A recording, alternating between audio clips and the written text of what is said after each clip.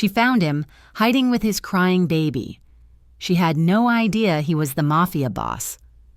The silence of 4 a.m. was usually the only reward Maya Collins received after a 12-hour shift at Harborview General Hospital.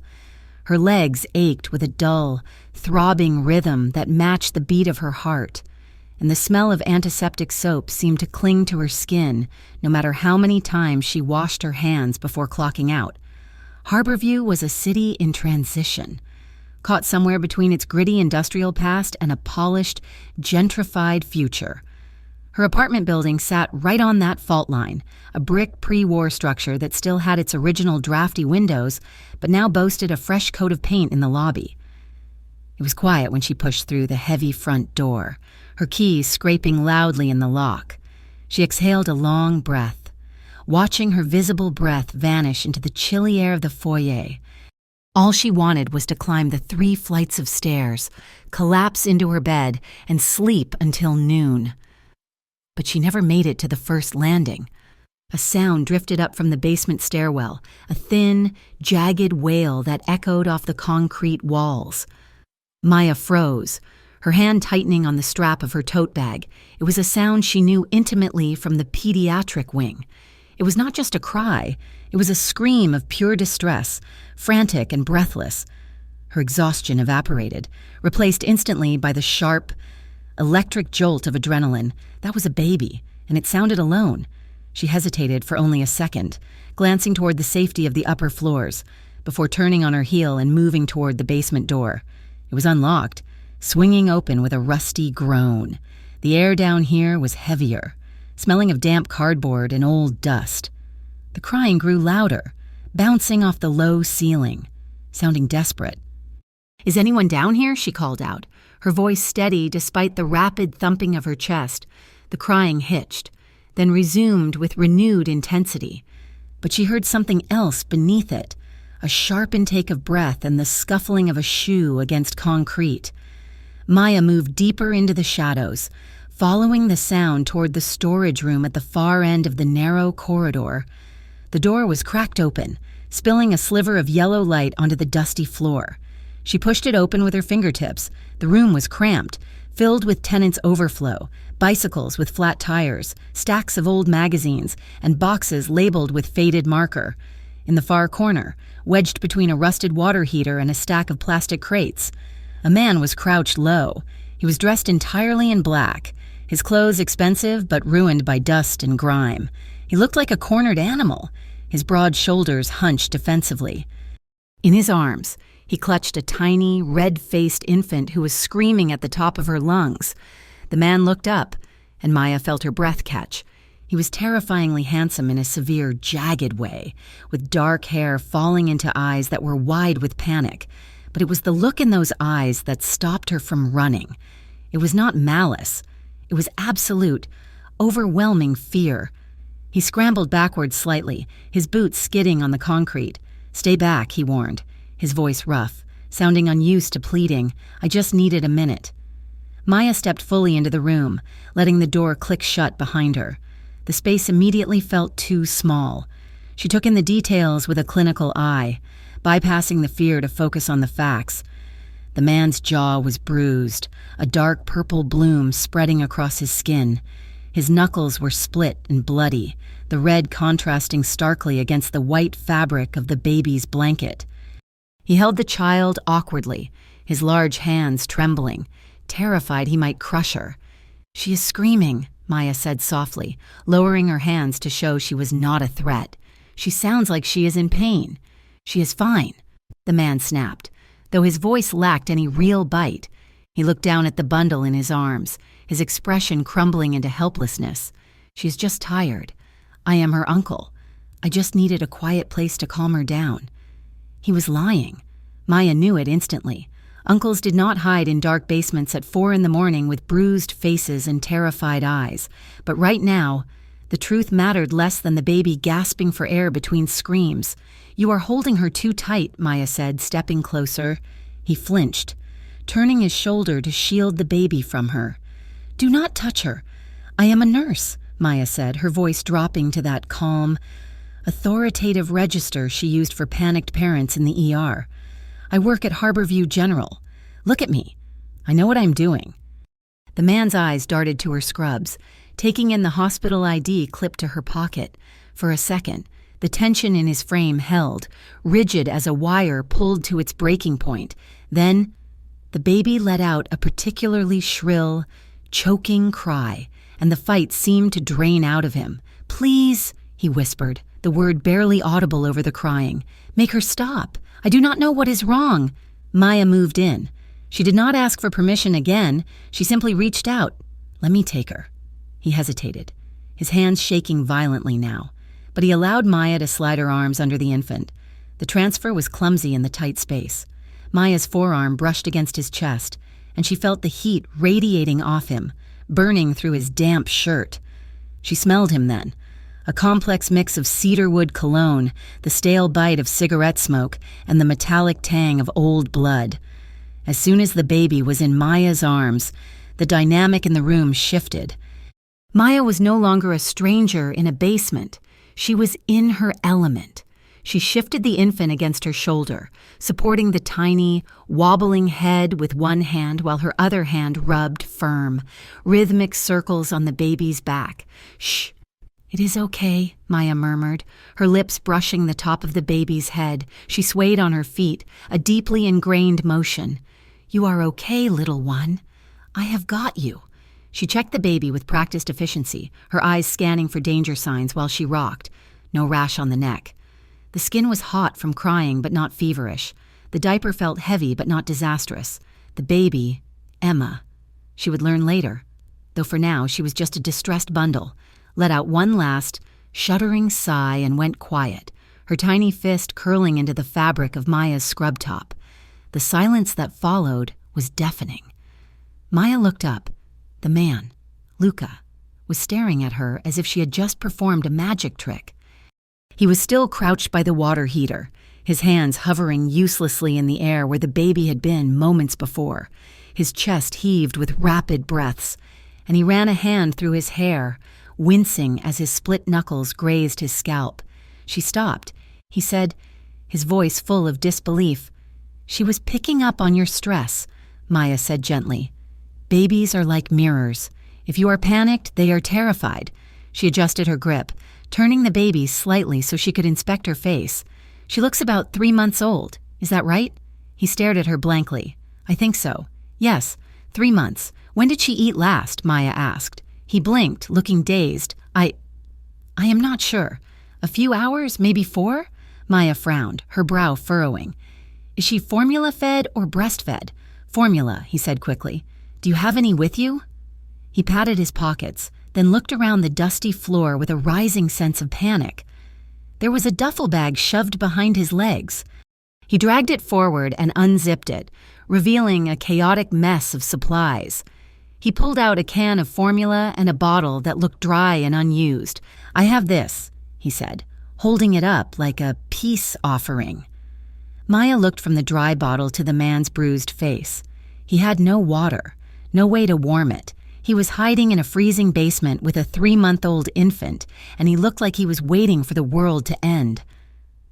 "What are you doing down here?" she asked, her voice softer now.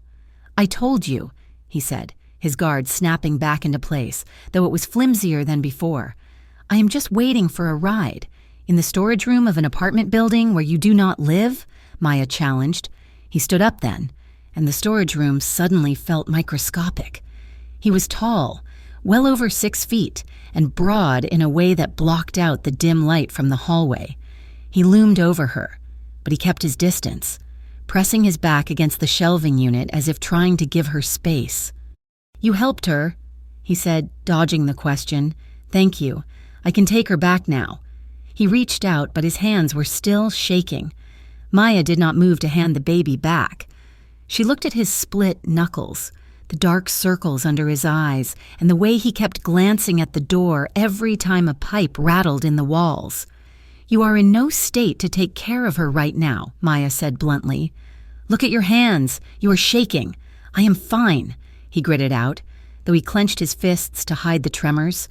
"She is hungry," Maya said, "and it is freezing down here.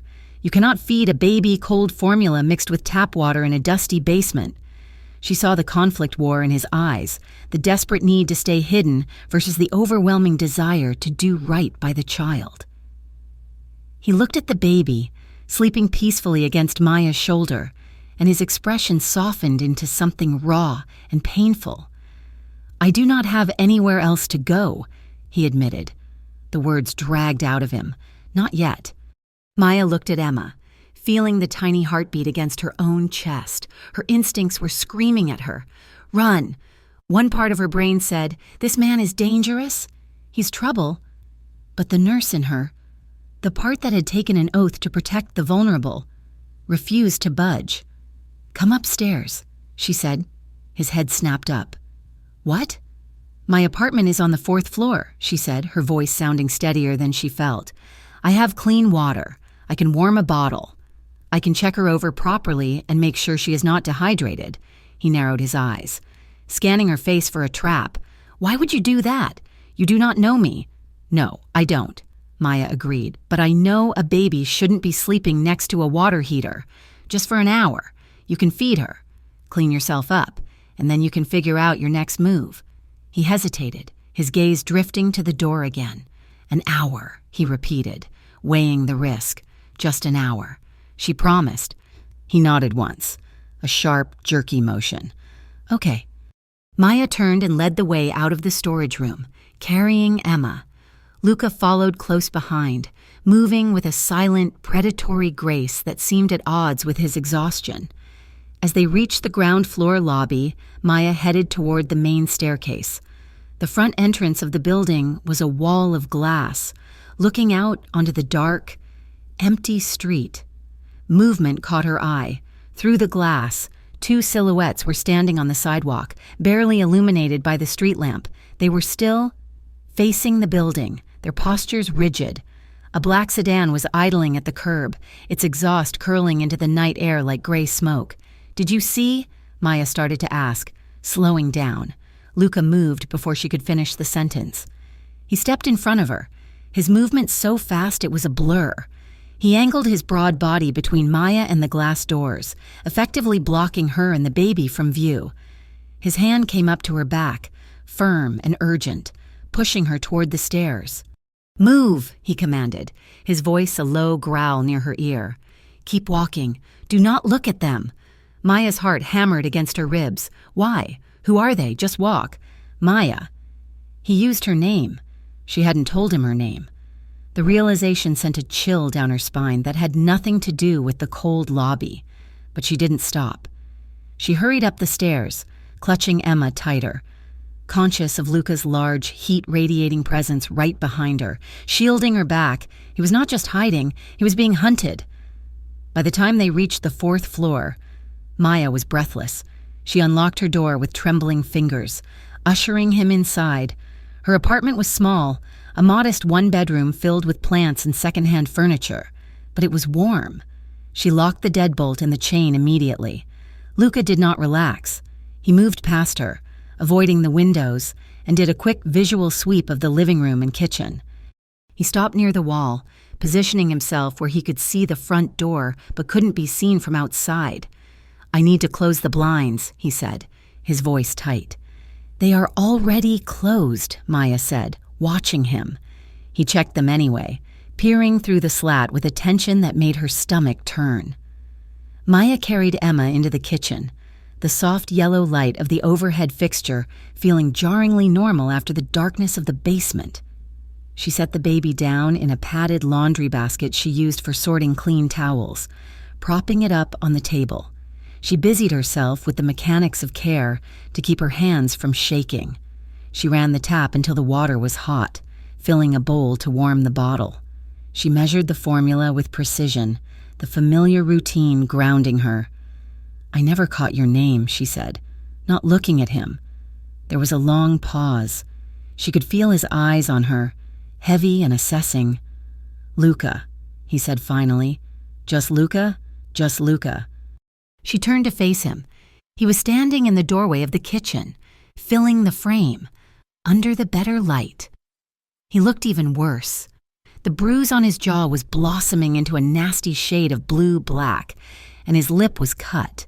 His dark shirt had a tear at the shoulder. He looked like a man who had walked through a war zone to get here. "Well, Luca," Maya said, picking up the bottle and testing a drop of milk on her wrist. "I am Maya." "I know," he said. She paused. "How?" He pointed to the ID badge still clipped to her scrub top. "Maya Collins, RN." "Right." She let out a short, nervous laugh. "Of course." She picked up Emma, who was starting to stir and whimper again. "Here," she said, holding the bottle out to him. "Do you want to do it?" Luca looked at the bottle, then at his dirty, bloodied hands. He shook his head slowly. "No, you do it. Please, I need to wash my hands first. The sink is there," she said, nodding toward the counter. "There is antibacterial soap." While Luca scrubbed his hands with the intensity of a surgeon, scrubbing until his skin was red, Maya sat at her small kitchen table and began to feed Emma. The baby latched on instantly, drinking with a desperate hunger. Maya watched Luca's reflection in the dark window above the sink. He wasn't washing his hands anymore. He was just gripping the edge of the counter. His head hung low, his shoulders heaving with silent, ragged breaths. He looked like a man whose entire world had collapsed, leaving him holding up the sky with nothing but sheer will. He turned off the tap and dried his hands on a dish towel. When he turned around, the mask was back in place, stoic, hard, impenetrable. But Maya had seen the crack in the armor. He walked over to the table and pulled out the chair opposite her. Sitting down heavily, he didn't look at Maya. His eyes were fixed solely on the baby. He watched Emma drink with a kind of reverent terror, as if he expected her to disappear if he blinked. "Is she okay?" he asked, his voice rough. "She is starving," Maya said softly, "but otherwise, she looks healthy. She has good color, her breathing is clear." He let out a breath that sounded like a groan. "Good, that is good." Maya studied him, the questions bubbling up in her throat. Who was the woman who wasn't here? Who were the men outside? Why did he have the bearing of a man used to giving orders, yet looked so completely lost? "You said you are her uncle?" Maya asked. Luca's jaw clenched, a muscle feathering in his cheek. He looked up, meeting her gaze for the first time since they entered the apartment. His eyes were dark, intelligent, and incredibly guarded. "Yes," he said. "Where is her mother?" "Luca." The silence stretched between them, thick and suffocating. The only sound was the rhythmic sucking of the baby at the bottle and the hum of the refrigerator. "She's not here," he said again, the words flat and final. "That is not an answer," Maya whispered. "It is the only one I have," he said. He looked away, turning his gaze toward the front door again, his body tense, ready to spring. Maya looked down at the baby in her arms, then back at the stranger sitting in her kitchen. She had invited danger into her sanctuary. She could feel it in the air, electric and sharp. But as Luca reached out one hesitant, clean finger to stroke the soft cheek of the sleeping baby, Maya felt her heart squeeze. He was terrified. He was dangerous. And he was hiding something that could probably get them all killed. But he loved this child. That much was undeniable. And for tonight, God help her, that was going to have to be enough. Sunlight filtered through the cheap blinds of Maya's living room, painting stripes of dust and gold across the worn carpet.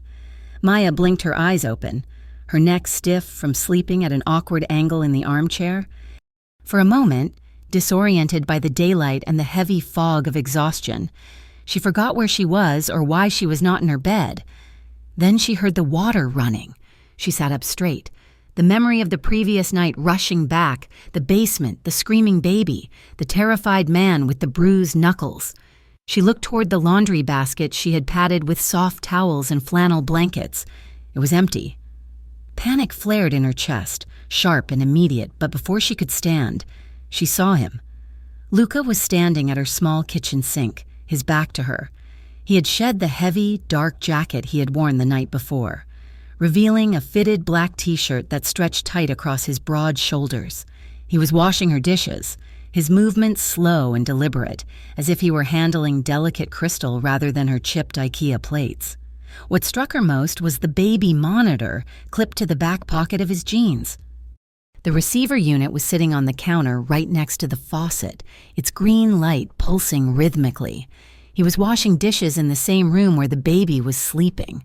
She could see the basket now, moved to the kitchen table, yet he had the monitor clipped to him and the receiver on, terrified of missing even a single breath. Maya stood up, her joints popping. "Good morning," she said, her voice raspy with sleep. Luca froze. He turned off the faucet slowly and turned around, drying his hands on a rag.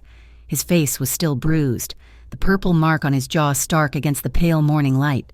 But the frantic, cornered animal look from the basement was gone, replaced by a guarded wariness. "I did not mean to wake you," he said, his voice low. "I wanted to clean up. It was the least I could do."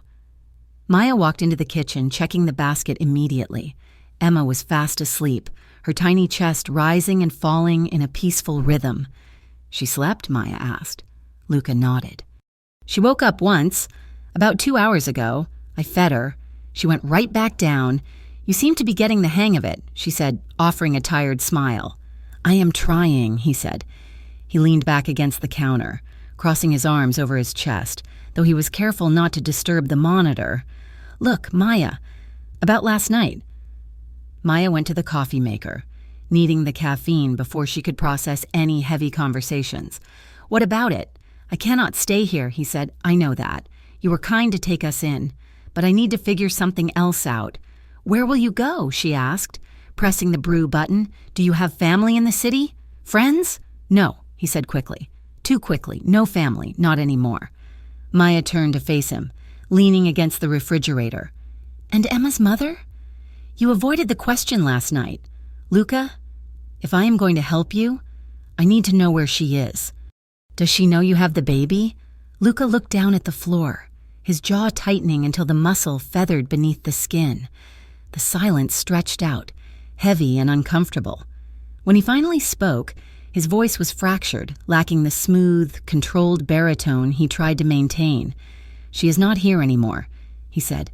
It wasn't just a statement of location. It was an admission of finality. Maya, who had spent years working in critical care, knew the sound of grief when she heard it. It was a hollow, scraping sound, as if the words had to be dragged over broken glass to get out. "I am so sorry," she said softly. Luca cleared his throat, lifting his head to look at a point somewhere above her shoulder, refusing to meet her eyes. "It is just me and Emma. I just need a few days. Just a little time to figure out where to go next. I have money. I can pay for a hotel. But you cannot check into a hotel," Maya finished for him. "Because whoever those men were last night, they are looking for you." He did not deny it. He just looked at her, his dark eyes pleading in a way that his pride would never allow his voice to do. Maya sighed, rubbing her temples.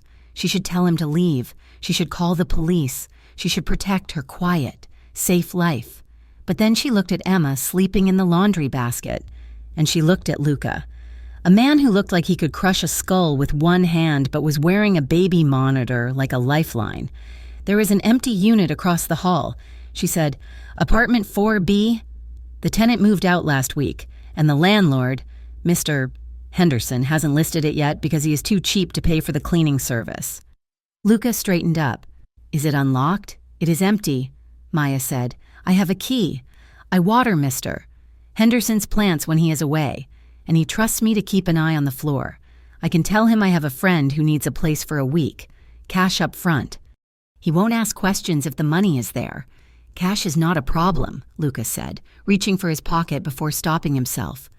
"I will call him," Maya said, holding up a hand, "but you have to stay inside.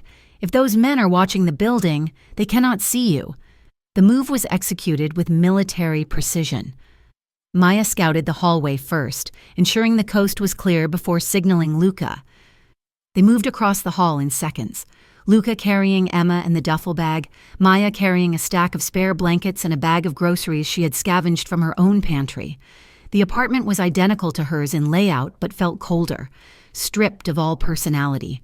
The walls were bare cream, the floors scuffed hardwood. It smelled of stale air and lemon cleaner. "It is not the Ritz," Maya said, dropping the blankets on the solitary, plastic-wrapped mattress the previous tenant had left behind. It is perfect, Luca said. He placed the laundry basket, still serving as Emma's crib, on the floor near the bed. Thank you. Maya, I mean it. Maya waved off the gratitude, feeling a strange flush of heat at the intensity of his gaze. I am going to show you how to bathe her properly, she said. Pivoting to practicalities, you cannot just use wipes forever. She led him to the kitchen. The sink here was deeper, a porcelain farmhouse style that had seen better days. She turned on the tap, testing the temperature against the inside of her wrist until it was lukewarm. Watch me, she instructed. Luca stood next to her, so close that his arm brushed against hers. The kitchen was small, and his presence seemed to consume all the available oxygen.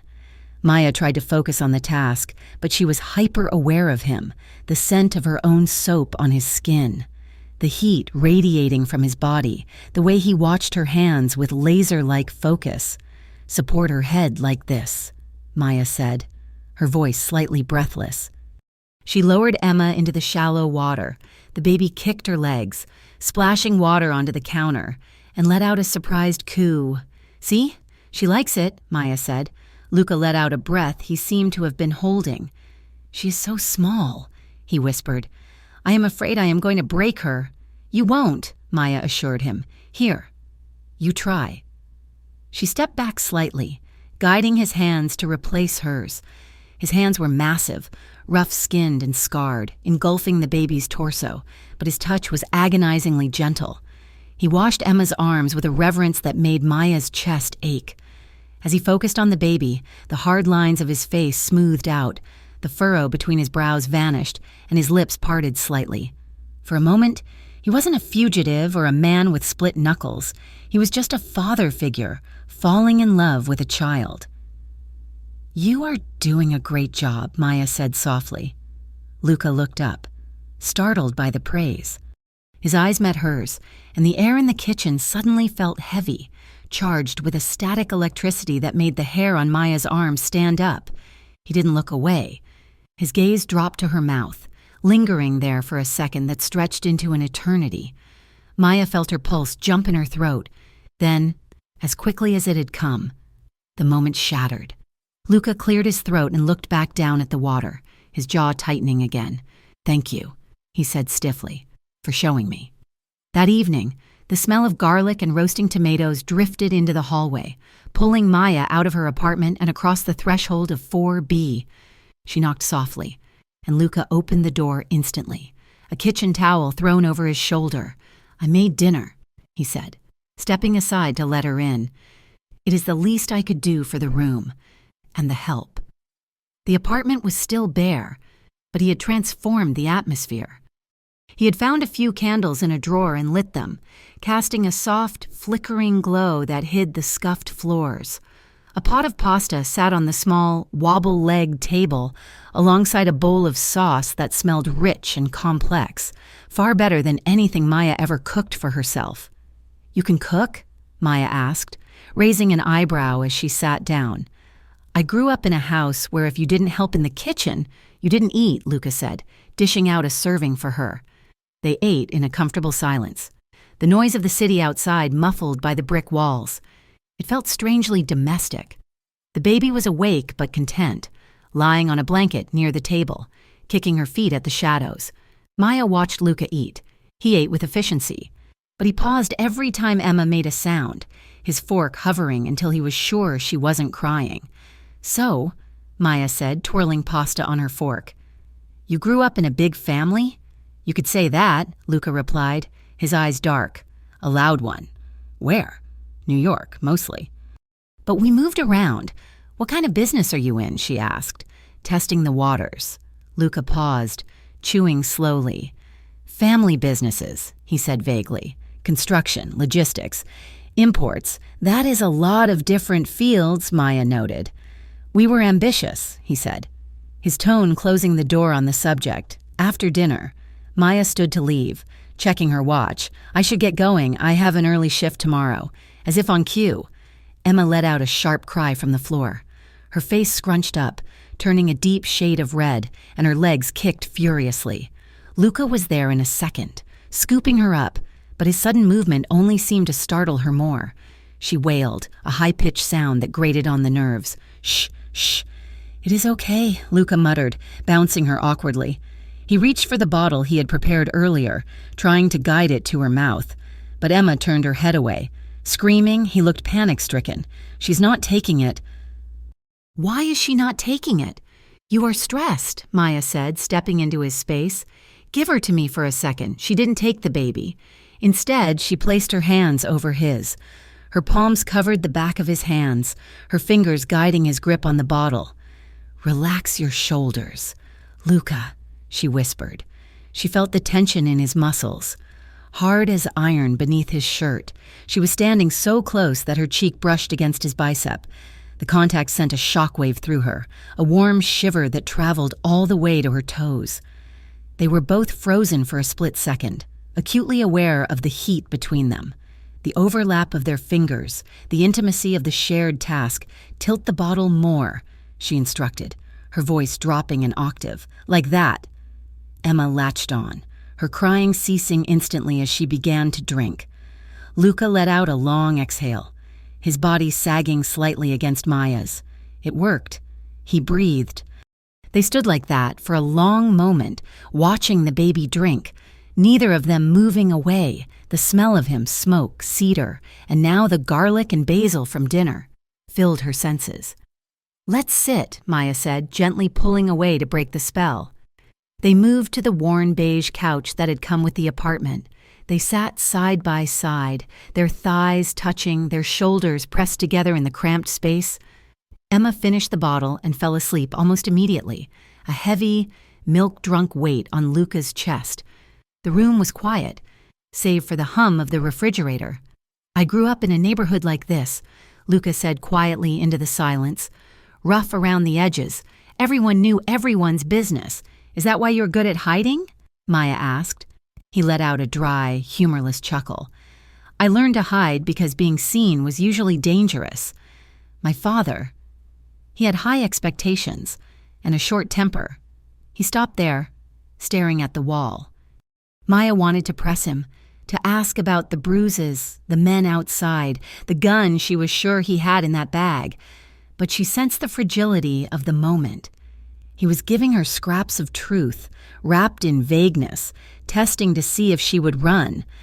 "I learned to be a nurse because I wanted to fix things," Maya said, offering a piece of herself in return. "My dad was a gambler. He broke a lot of promises. I think I just wanted to be the person who showed up when I said I would." Luca turned his head to look at her. His face was inches from hers, the candlelight reflected in his dark eyes, making them look bottomless. "You are a good person." "Maya," he said, "you shouldn't be involved with someone like me. And who are you?" "Luca," she whispered.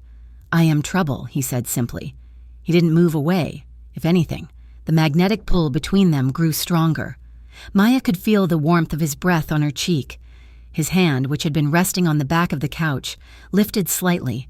His fingers hovered near her face, as if he wanted to tuck a loose strand of hair behind her ear, or perhaps trace the line of her jaw. Her heart hammered against her ribs. She wanted him to touch her. The realization terrified her, but it was there, undeniable and fierce. But then, Luca's eyes flickered. A shadow passed over his face. Regret, perhaps, or discipline. He pulled his hand back, clenching it into a fist on his thigh. "Good night, Maya," he muttered, his voice rough. The rejection stung, even though she knew it was the right thing. She stood up, smoothing her scrubs, her face burning. "Good night, Luca," she said. "Call me if you need anything." She walked to the door, feeling his eyes on her back every step of the way. When the door clicked shut behind her, she leaned against it for a second in the hallway, pressing her hand to her racing heart, trying to steady her breathing. Back in her own apartment, the silence felt oppressive. Maya changed into her pajamas, but sleep felt miles away. She curled up in bed and pulled out her phone, the blue light harsh in the darkness. She opened the local news app, scrolling mindlessly, trying to distract herself from the memory of Luca's near touch. Then she stopped. Her thumb hovered over a breaking news headline. Shootout in North End leaves 2 dead. Police link violence to Moretti crime family. Maya clicked the link, her stomach turning over. The article detailed a violent power struggle within the notorious Moretti organization. It mentioned a betrayal, a splinter faction, and a missing leader. And there was a picture. It was grainy, taken from a surveillance camera outside a warehouse. It showed a group of men in suits. In the center, partially obscured by a bodyguard, was a tall man with broad shoulders and dark hair. The image was blurry, pixelated shadows where the face should be. But Maya knew that posture. She knew the set of those shoulders. She knew the way he held his head. It was Luca. A cold shiver raced down her spine, chasing away the lingering warmth of the evening. She stared at the screen, her mind racing to connect the dots, the bruises, the expensive clothes, the fear, the men outside, the family business. No, she told herself, closing the app with a shaking hand. It is just your imagination. He's just a guy in trouble, and he is gentle with the baby. He washed your dishes. She turned off the phone and shoved it under her pillow, squeezing her eyes shut. She told herself it was a coincidence. She told herself she was just tired. But as she lay there in the dark, listening to the city sirens wail in the distance, she couldn't shake the feeling that she had just invited a wolf into her home. And worse, she had almost let him kiss her. Over the next 5 days, a strange, fragile ecosystem developed between apartment 4B and Maya's unit across the hall. It was a routine built on the necessities of keeping a 3-month-old human alive, but it carried an undercurrent of tension that Maya could not quite shake. She became Luca's lifeline to the outside world. She stopped by the pharmacy on her way home from the hospital, picking up cans of formula, size 1 diapers, and unscented wipes. She brought him pediatric pamphlets she had snagged from the clinic waiting room in return. Luca paid her back in cash, always crisp, large bills that he pulled from a thick roll he kept hidden in his boot, and in coffee.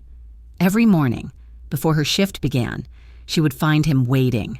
He would have a fresh pot of coffee brewed, stronger than anything she ever made for herself, and they would sit at his small, wobbly kitchen table while Emma kicked her legs on a blanket on the floor. They communicated in a language of exhaustion and small victories. She slept 4 hours straight. Luca would report, his eyes bloodshot but triumphant, holding up the coffee pot as an offering. "That is a win," Maya would say, accepting the mug. Did the gas drops help? I think so. She stopped screaming after 20 minutes. Their phones became a tether. During her shifts, Maya's pocket would buzz with texts that were endearing in their anxiety. Temperature is 99.1. Is that a fever? She spit up. It is white and chunky. Normal? She is staring at the ceiling fan and laughing. Should I be worried? Maya would type back reassuring answers between patient rounds, smiling down at her screen. It was easy to forget, in those moments, how he had arrived, bruised and terrified in a basement. It was easy to see him just as a new father, overwhelmed and trying his best. But then there were the other moments, the cracks in the facade. One morning, they ventured out to the diner on the corner. It was a risk, Luca said, but he needed to get out of the apartment before the walls closed in. As they walked, Maya noticed he kept his head down, the collar of his jacket turned up. Inside the diner. He did not slide into the booth casually. He stopped, scanned the entire room, and then maneuvered so that he was sitting with his back against the wall, his eyes fixed on the front door. He did not relax, not even for a second. Every time the bell above the door chimed, his hand twitched toward his waistband beneath the table. Maya watched him over the rim of her mug. She noticed the watch on his wrist. It was a heavy, stainless steel chronograph that looked like it cost more than her car. The crystal face was scratched, and the metal was scuffed, as if it had been dragged against concrete. But the brand, a Breitling, was unmistakable. Then there were the tattoos. He usually kept his sleeves rolled down, but as he reached for the salt shaker, the fabric rode up. Maya caught a glimpse of black ink on his forearm. It wasn't the random artwork she usually saw on guys around the neighborhood. It looked like a symbol, geometric and sharp, intertwined with a phrase in a language she did not recognize. It looked like a brand. "You are staring," Luca said. He hadn't looked away from the door, but he had sensed her gaze. "Nice watch," Maya said, keeping her voice light. He pulled his sleeve down quickly, covering both the watch and the ink. It was a gift from an old life. "You talk about your life like it was 50 years ago," Maya observed.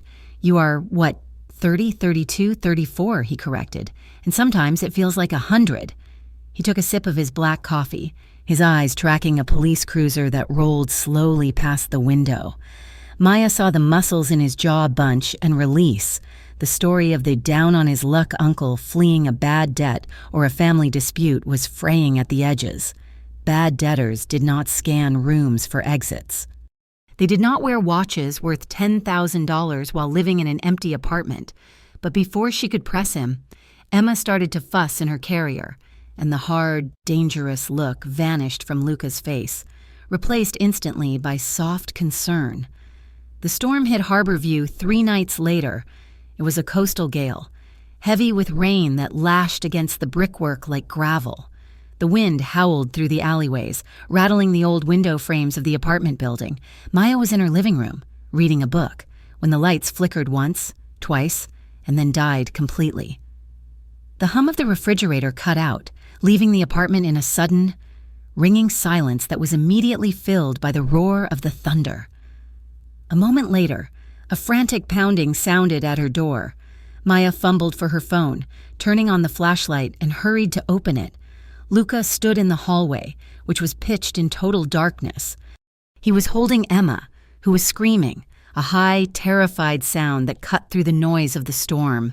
"The power is out," he said, his voice tight. He looked over his shoulder into the black void of the stairwell, his eyes wide. "It is just the storm." "Luca," Maya said, stepping back to let him in. "The whole block is probably out." He stepped inside quickly, kicking the door shut behind him and locking the deadbolt. "I know. But the alarms, the security lights, they are all dead."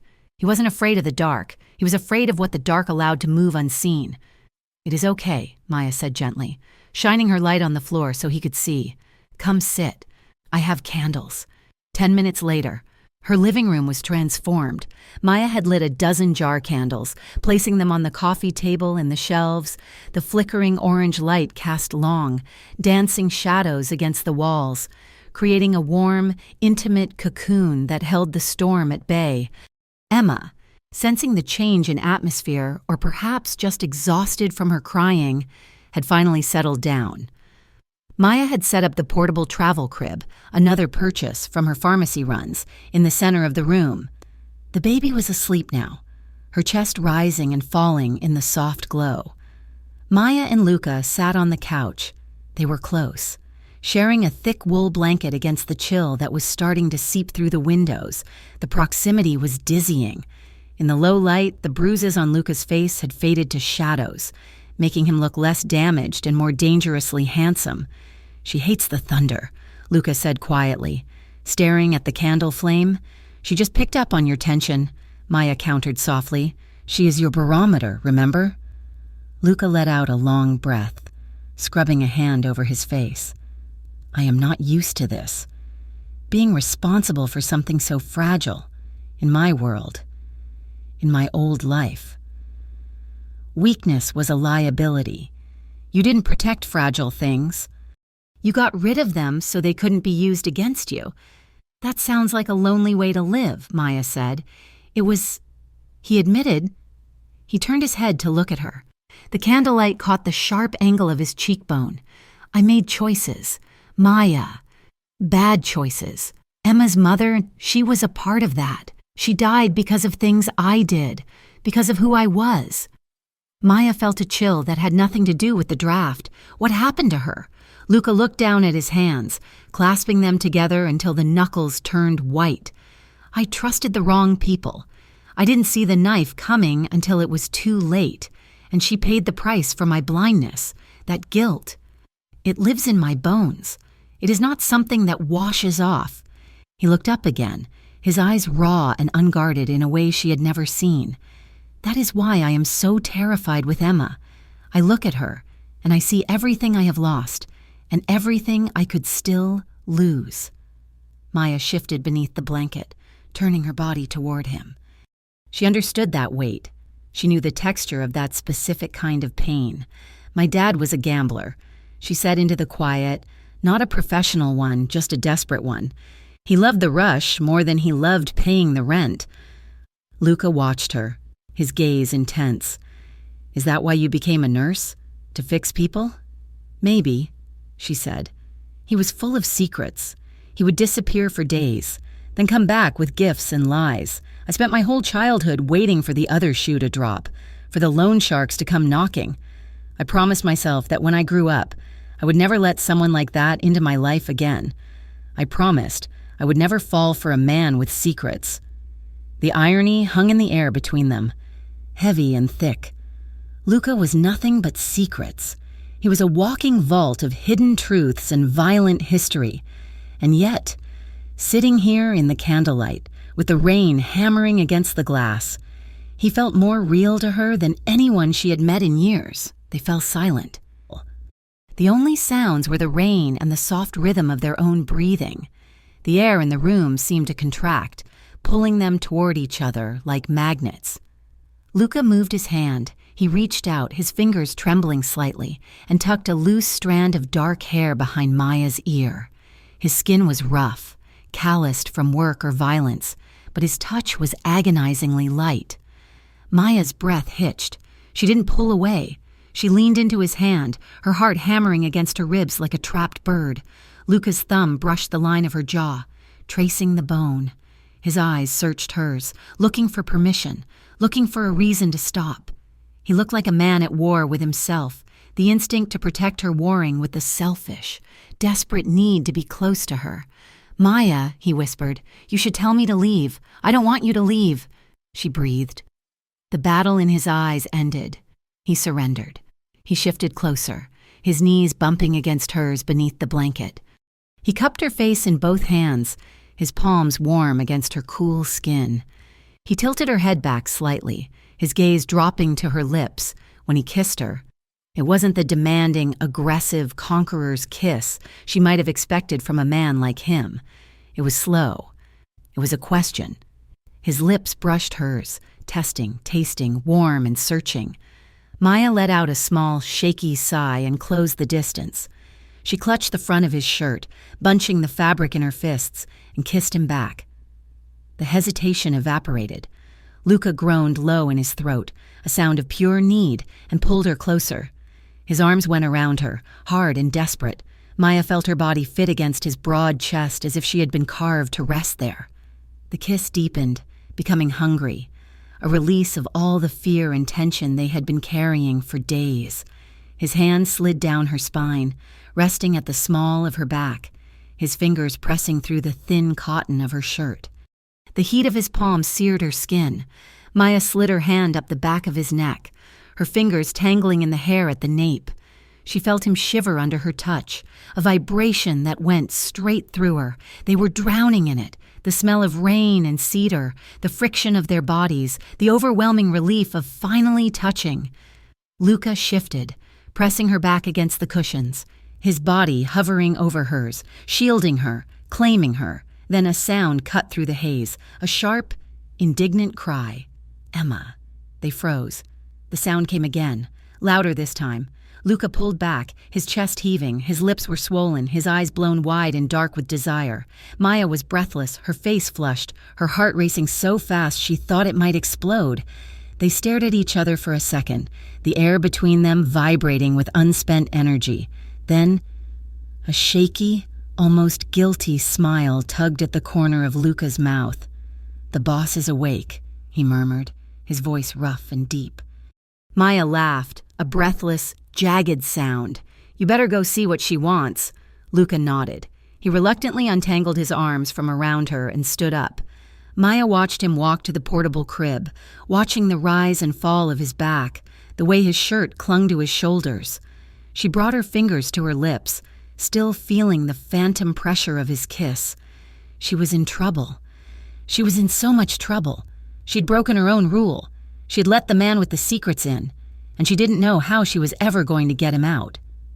An hour later, the power returned with a sudden, blinding flash of overhead lights. The intimacy of the candlelight vanished, replaced by the stark reality of the electric bulbs. Luca, looking exposed and wary again, gathered Emma and his things. "I should go back," he said, standing by the door. "Thank you, Maya, for the lights, for everything. Good night." "Luca," she said, her voice soft. He looked at her one last time, a look of longing and regret, before slipping out into the hallway. Maya waited a few minutes, trying to settle her nerves, but the apartment felt too quiet, too empty now. She realized she needed aspirin. The tension headache she had been ignoring all evening was finally demanding attention. She grabbed her keys and a jacket. The rain had stopped, leaving the streets slick and shining under the street lamps. She walked down the stairwell, needing the movement to clear her head. The hallway lights were buzzing, a low, irritating hum. As she reached the ground floor lobby, she saw that the front door was propped open slightly, likely by a neighbor who had gone out for a smoke during the blackout and failed to close it properly. Maya stepped forward to shut it, her nurse's instinct for security kicking in. But as she reached for the handle, she froze. A black sedan was idling at the corner, just beyond the reach of the building's exterior light. It was sleek, ominous, and out of place on her street of beat-up Hondas and Toyotas. Two men in dark suits were standing by the hood, lighting cigarettes. The flame of the lighter illuminated their faces for a brief second, hard, cold faces. They were looking up at the building. Specifically, they were looking at the 4th floor. Maya pressed herself against the wall of the vestibule, hidden by the shadows, her heart slamming against her ribs. She strained to listen. "Check the grid," one man rumbled, his voice carrying in the damp night air. "Power is back on." "We wait," the other man said. "We know he is close. The tracker pinged this block before he went dark." Maya held her breath, her hand covering her mouth. "He cannot hide forever," the first man said, exhaling a cloud of smoke. "The boss is in there somewhere. We just have to flush him out. And this time, no mistakes. The boss." The words hit Maya like a physical blow. She pulled back, moving silently away from the door. Her blood ran cold, turning her veins to ice. She thought of the way Luca checked the exits. She thought of the expensive watch. She thought of the vague family business. The boss is in there somewhere. They weren't looking for a low-level enforcer. They weren't looking for a man who owed money. They were looking for the head of the snake. Maya backed toward the stairs, her mind reeling. She had just kissed him. She had just held him in her arms and let him hold her. She had let a mafia boss into her home, into her life, and into her heart. And now? The wolves were at the door. The morning sun did nothing to banish the chill that had settled in Maya's bones the night before. She stood in Luca's kitchen, watching him feed Emma. He looked tired, the shadows under his eyes pronounced, but he moved with that same careful, deliberate gentleness that always disarmed her. It was hard to reconcile the man who carefully tested the temperature of formula on his wrist with the man the wolves outside were hunting. "Luca," she started, her voice steady despite the flutter in her stomach. "I saw a car outside last night, a black sedan. There were men watching the building." Luca froze mid-motion, the bottle hovering just inches from Emma's mouth. He did not look at Maya immediately.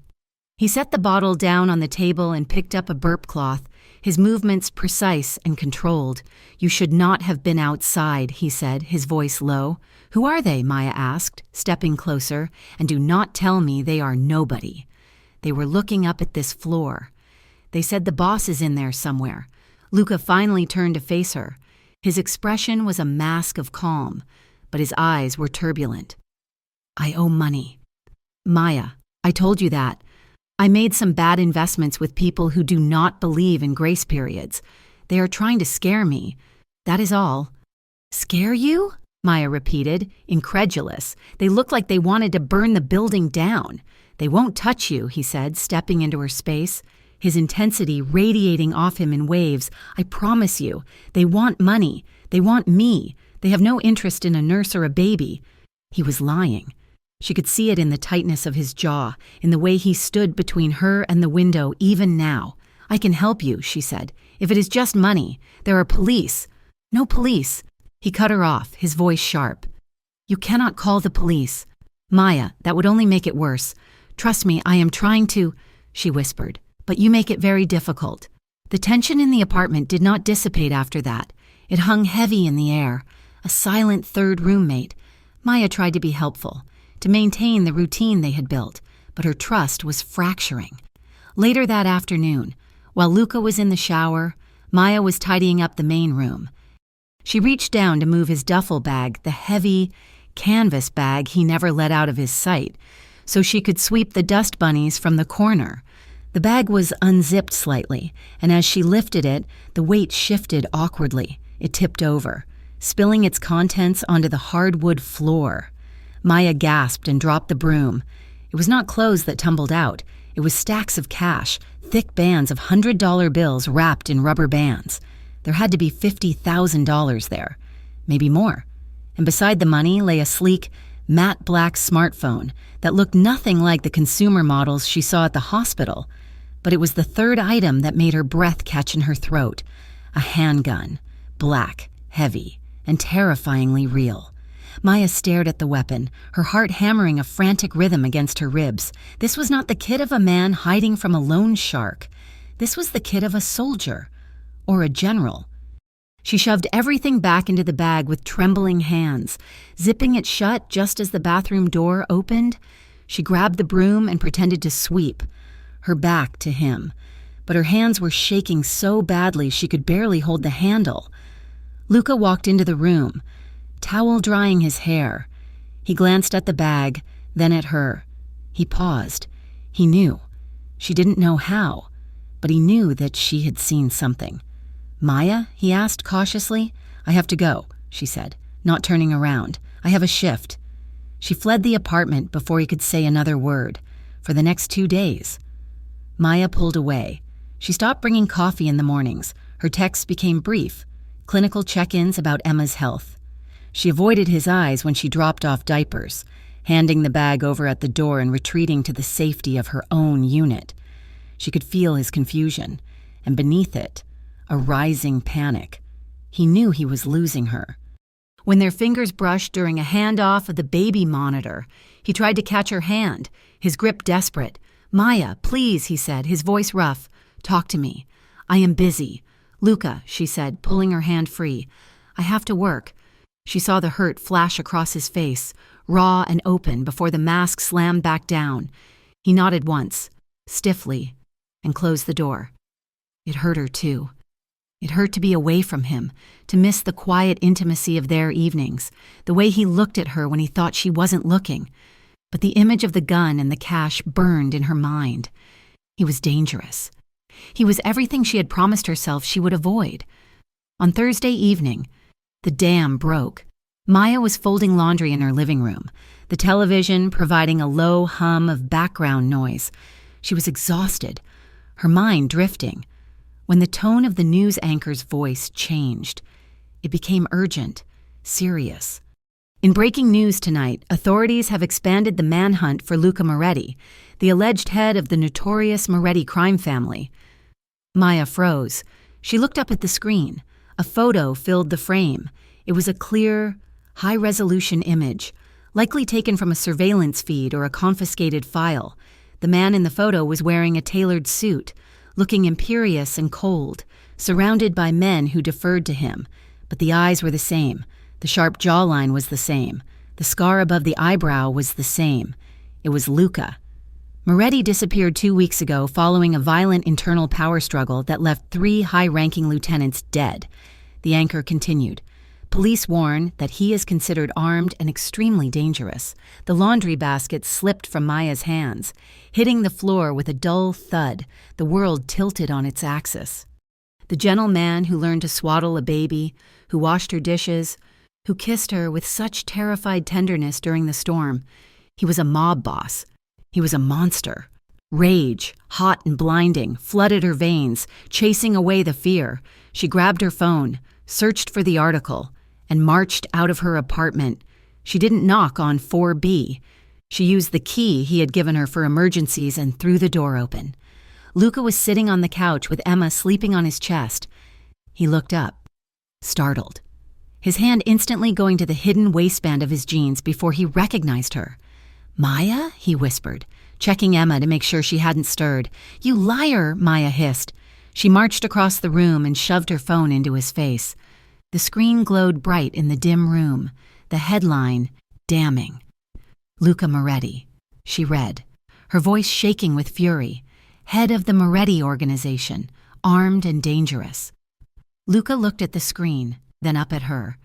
He didn't deny it. He didn't try to look at the photo. He just looked at her with an expression of profound resignation, as if he had been waiting for this bullet to finally hit him. "Keep your voice down," he said softly. "Please." "She is sleeping." "Do not tell me what to do," Maya snapped, though she lowered her voice to a furious whisper. "You have been in my house. You have been around my neighbors. You put me in danger. You put this baby in danger. I am protecting her," Luca said, his voice rising, cracking with emotion. "By hiding her in a basement, by lying to the person helping you?" Maya felt tears prick her eyes, hot and angry. "I thought you were just a guy who made mistakes. I thought you were—" "I don't know what I thought, but I didn't think you were a kingpin."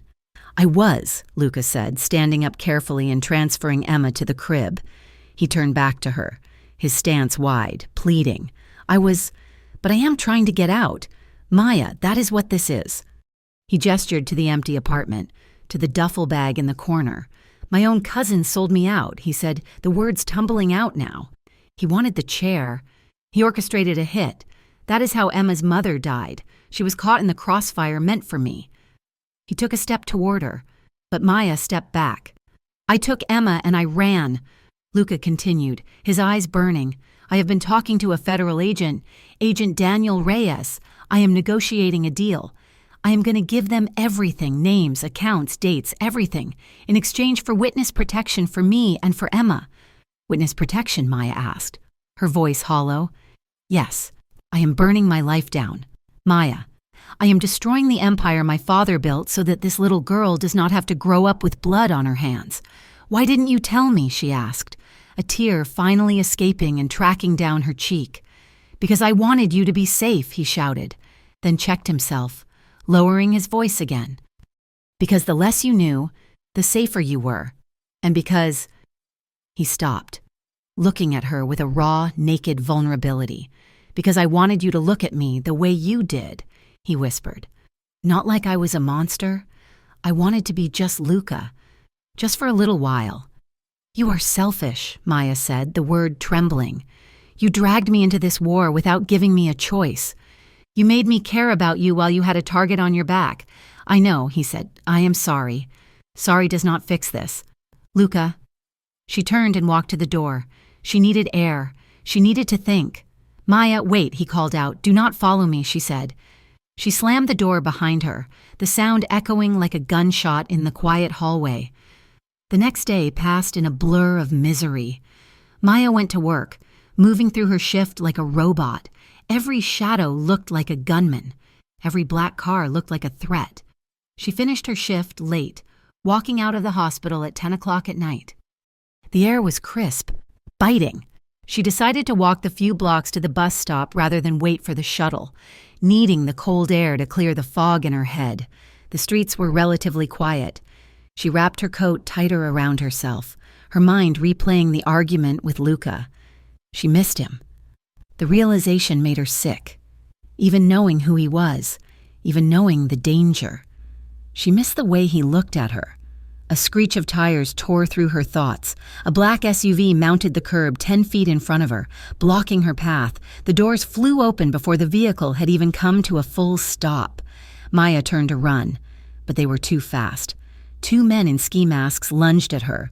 She screamed, swinging her heavy tote bag connecting with the side of one man's head. He grunted but didn't stop. A heavy hand clamped over her mouth, stifling her cry.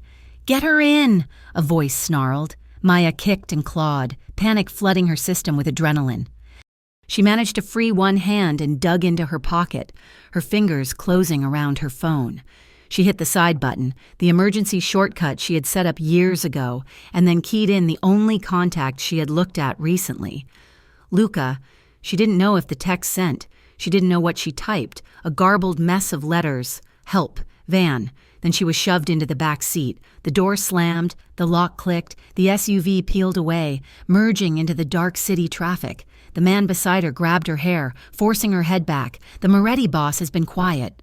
He sneered, his breath smelling of stale tobacco. But he will talk when we have his nurse. Maya did not know how long they drove. She sat frozen in terror, her mind racing. They were using her as bait. They were going to hurt her to get to Luca. When the car finally stopped, they dragged her out. They were at an old industrial park down by the docks, a place of rusted metal and broken windows. They hauled her into a cavernous warehouse that smelled of oil and rot. They tied her to a chair in the center of the open floor. There were 4 of them. They paced around her, checking their weapons, checking their phones. He will come, the leader said. He tracked the phone. He knows where she is. Maya shivered, the cold of the warehouse seeping into her bones. Please don't come. She prayed silently. Please run. Take Emma and run. But she knew he wouldn't. It happened 20 minutes later. The lights in the warehouse suddenly cut out, plunging the space into pitch blackness. What the hell? One of the men shouted. A sound echoed from the catwalks above, a metallic clang, like a stone hitting a railing. Flashlights beamed up, sweeping the darkness. Over there! Gunfire erupted, loud and deafening in the enclosed space. The men fired blindly toward the sound, but the threat wasn't above them. Maya saw a shadow move on the ground floor, silent and fluid. It was Luca. He moved like a ghost, weaving through the pallets and machinery. He didn't yell. He didn't announce himself. He just struck.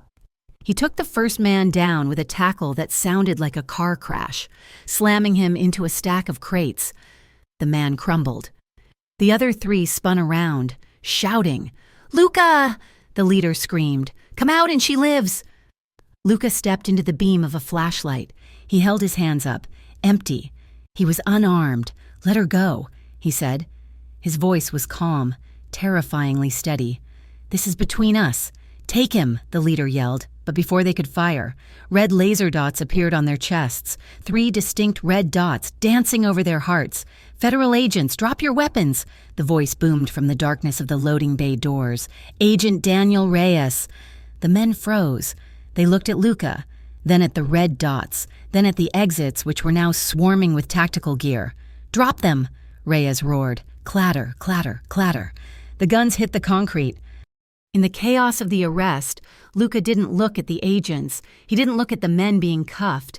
He ran to Maya. He fell to his knees beside the chair, his hands shaking as he fumbled with the ropes binding her wrists. "Maya," he choked out. "Maya, are you hurt? Did they touch you?" "I am okay," she sobbed, the adrenaline crashing now that she was safe. "I am okay." He cut the ropes with a pocket knife and pulled her into his arms. He buried his face in her neck, holding her so tight it almost hurt. He was trembling violently.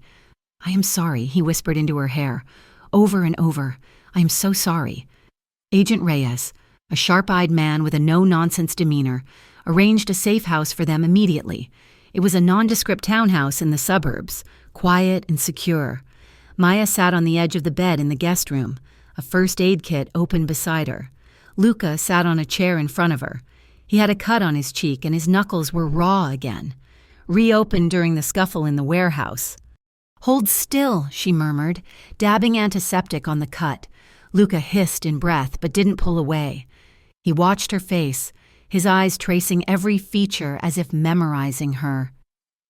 "You called Reyes," she said quietly, applying a bandage. "He was the only card I had left to play." Luca said, "I told him where I was. I gave up my leverage. I told him if he got a team to the warehouse in 10 minutes, I would sign the confession tonight. You gave yourself up. For me? I would burn the world for you." "Maya," he said simply. Maya dropped the gauze. Her hands were shaking too much to hold it. "I was so scared," she admitted, her voice breaking. Luca reached out and pulled her off the bed and into his lap. She went willingly, straddling his legs, wrapping her arms around his neck. "I thought I would lose you," he said, his voice thick with unshed tears. "When I saw that empty street.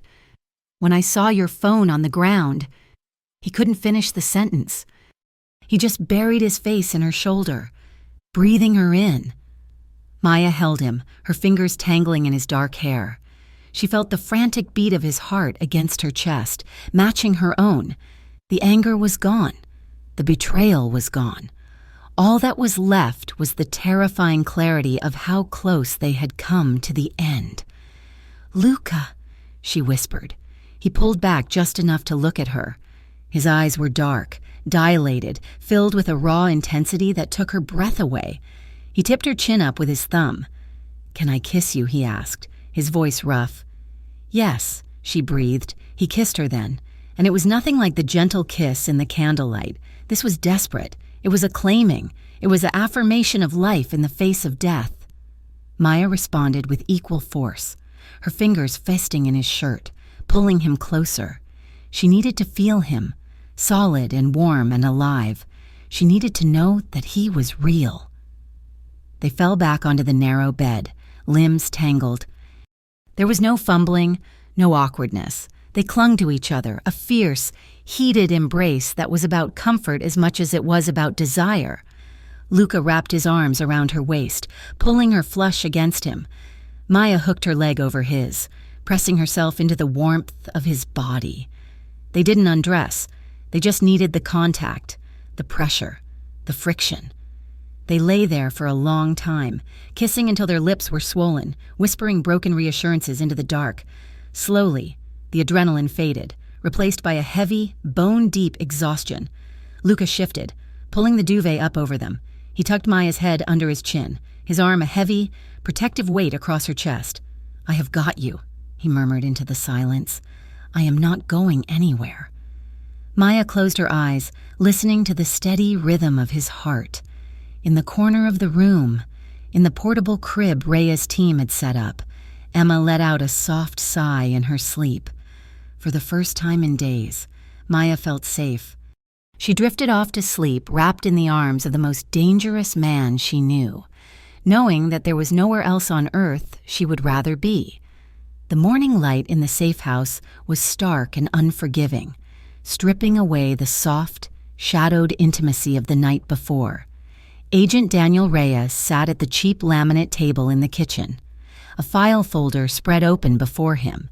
He looked like a man who had not slept in days, his tie loosened and his eyes hard. "There is no other way." "Luca," Reyes said, his voice flat. "We have the warehouse incident, sure. We have kidnapping charges, but you know as well as I do that your organization is like a hydra. We cut off one head, 2 more grow back, unless we have the accounts, the rotes, and the political connections. This ends with you dead or in prison." Luca stood by the window, peering through the blinds at the empty suburban street. He was wearing clothes Reyes had provided, jeans and a gray t-shirt that fit too tightly across his chest. He looked caged. "You want me to walk into the lion's den wearing a wire," Luca said, not turning around. "You want me to look men in the eye, men I grew up with, men I broke bread with, and rat them out. They are not your brothers." "Luca," Reyes countered, "they are the men who put a hit out on you. They are the men who tied Maya to a chair last night. At the mention of Maya," Luca flinched. His hand tightened on the cord of the blinds until his knuckles turned white. Maya sat in the corner of the room, holding Emma. The baby was awake, chewing on a rubber teething ring, blissfully unaware that her father was deciding whether to destroy his entire history to ensure her future. Maya watched Luca's back, seeing the tension radiating off him in waves. She knew the code he lived by. She knew that in his world, being a rat was a sin worse than murder. But then Luca turned. His eyes bypassed Reyes and landed on Maya. He looked at the bruises on her wrists, faint purple bracelets left by the ropes. He looked at Emma's tiny hand clutching the collar of Maya's shirt. He let out a long, shuddering breath. "Okay," Luca said, his voice dropping to a gravelly whisper. "I will do it. I will wear the wire. I will get you the confession on tape." "Good," Reyes said, reaching for his coffee. "But," Luca interrupted. his tone sharpening into a blade. "I have conditions. Name them. Maya and Emma are nowhere near this. You move them. Today. Before I step foot in that club, you take them somewhere nobody knows. Not even me, especially not me. If this goes sideways, I cannot be the reason they are found." Reyes nodded slowly. "Standard procedure. We will move them to a tertiary location, a safe house in the next county. And I want it in writing." Luca demanded. "Full immunity for me. New identities for all three of us. If we survive this, we disappear. Together. You have my word," Reyes said. "I do not want your word. Agent, I want your signature." After Reyes left to organize the logistics, the atmosphere in the safe house shifted from professional tension to personal volatility. Maya placed Emma in the portable crib and turned to Luca, who was pacing the length of the small kitchen. "You are sending us away," she said. "I am keeping you safe," Luca corrected, not stopping his pacing. "You are doing it again, Luca, making decisions for me." He stopped then, spinning around to face her. His eyes were wild, fueled by a terrifying mixture of adrenaline and fear. "Do you think I want this?" he snapped. "Do you think I want to be separated from you right now? Every instinct I have is screaming at me to keep you in my sight. But I cannot focus if I am terrified they are going to come for you while I am in that meeting." "I can handle myself," Maya argued, though her voice lacked conviction. "No, you cannot," Luca said, stepping close to her. He took her shoulders in his hands, his grip firm. "These men, they are not street thugs. Maya, they are professionals. They will use you to break me. I saw you in that chair last night. I saw the fear in your eyes. I will die before I let that happen again. I am not afraid for me." "Luca," Maya shouted, the tears finally spilling over. "I am afraid for you. You are walking into a room full of people who want you dead. What if the wire fails? What if they search you? Then at least I know you are somewhere safe," he said, his voice breaking. Maya stared at him, seeing the raw desperation in his face. She realized then that this wasn't about control. It wasn't about him being the boss. It was about love. It was the terrifying, paralyzing realization that he had something to lose that mattered more than his own life. "If you die," Maya whispered, grabbing the front of his shirt and twisting the fabric in her fist, "do not think for a second that I will forgive you. You do not get to save us and leave us alone. Luca, that is not the deal. I intend to live. Maya, he promised. Then you fight," she said fiercely. "You fight like hell, and you come back to us." That night, the waiting was the hardest part. The operation was set for noon the next day. The safe house was quiet. The agents posted outside, giving them a wide berth. Maya found Luca on the small balcony off the master bedroom. He was leaning against the railing, looking out at the city skyline, a grid of orange and white lights stretching out into the darkness. He wasn't smoking, though she knew he wanted to. He was just watching, as if trying to memorize the world he was about to leave behind. Maya stepped out into the cool night air, wrapping her cardigan tighter around herself. She stood beside him, their elbows touching. "What does it look like?" she asked softly. "What?" "The other side. If we get out, if witness protection works. What does life look like?" Luca was silent for a long time. He looked down at his hands, hands that had held guns, hands that had hurt people, but also hands that had learned to bathe a baby in a kitchen sink. "It looks boring," he said, a small, wistful smile touching his lips. "Boring is good," Maya said. "I get a job," he continued, his voice low and rumbly. "Something with my hands. Mechanic, maybe. Or construction. Nobody cares who I am. Nobody looks at me with fear. I come home at 5 o'clock. I smell like sawdust instead of smoke. And Emma? Emma goes to school. She has friends who do not have security details. She learns to ride a bike on a sidewalk, not in a gated compound. And me?" Maya asked, her heart pounding against her ribs. Luca turned to her then, the city lights reflected in his dark eyes, making them shine. He shifted his body so he was facing her completely. "You are there," he said simply. "You are nursing at a local clinic.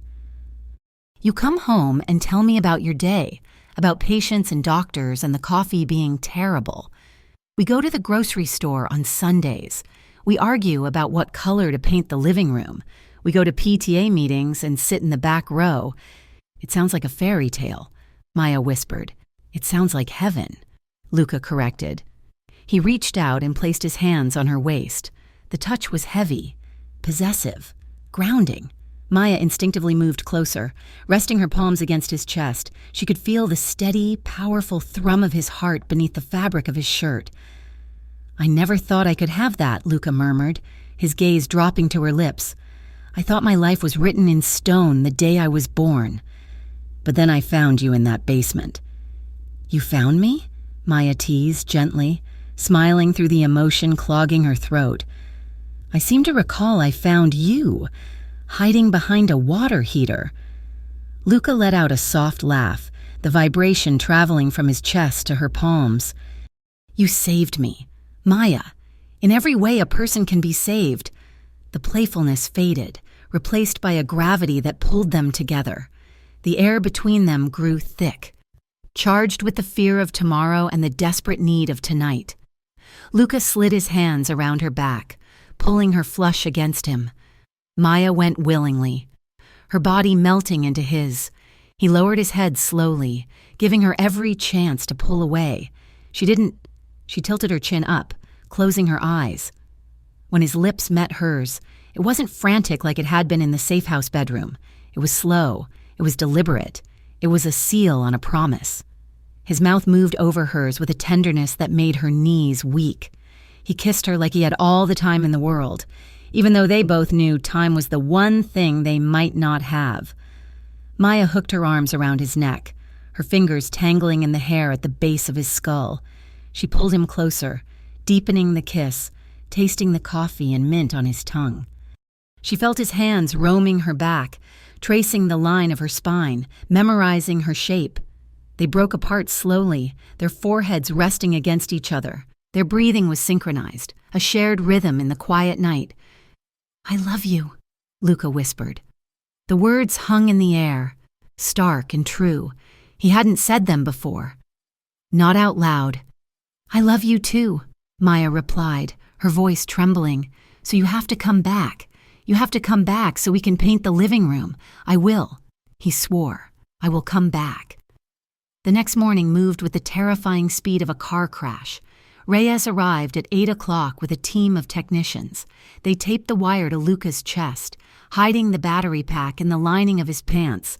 They checked the frequency, adjusted the gain, and gave him the earpiece that would be invisible to the naked eye. Luca looked like a different man. He had shaved, slicked his hair back, and donned a suit that Reyes had procured. He looked cold, lethal, and utterly commanding. He looked like the boss. He kissed Emma on the forehead, his eyes lingering on her face for a long second, then turned to Maya. He didn't kiss her, perhaps afraid that if he started, he wouldn't be able to stop. He just squeezed her hand, hard, and walked out the door without looking back. 10 minutes later, a separate team arrived to move Maya and Emma. They were bundled into a nondescript minivan. Maya held Emma tight against her chest, watching the safe house disappear in the rearview mirror. They drove for an hour, heading north, away from the city. They pulled into the parking lot of a roadside motel, a temporary holding spot before the final move to the long-term facility. Inside the motel room, the air smelled of lemon polish and stale cigarettes. 2 agents stood guard outside the door. Maya sat on the edge of the bed, turning on the television to a cartoon channel to keep the noise level normal.